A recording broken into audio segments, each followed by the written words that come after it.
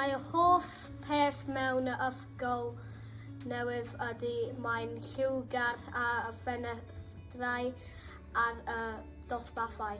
Fy holl peth am y ysgol yma yw'r llyfrgell. Mae yna llawer o llyfrau yna. Mae fy hoff peth yw'r ffenestri lliwgar. Mae dwi'n yn hoffi cael pêl-droed. Mae hoff peth fi y tŷ bach twt. Mae hoff peth fi yw y ffenestri lliwgar ar ardal tŷ bach twt ar y llyfriau. Fy hoff peth yw y golygfa o'r ffenestri. Hoff lliw yn yr ysgol newydd yw parc. Fi'n hoffi Dwi hoffi enfys.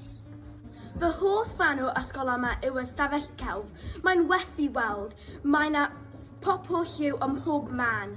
Fi'n hoffi y beanbag lliwgar. Y hoff peth fi yw dosbarth 5 achwyr a'r beanbags lliwgar. Dwi'n hoffi y dosbarthau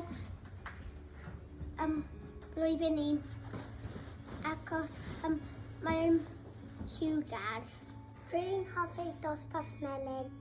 Mae adeilad yn anhygoel.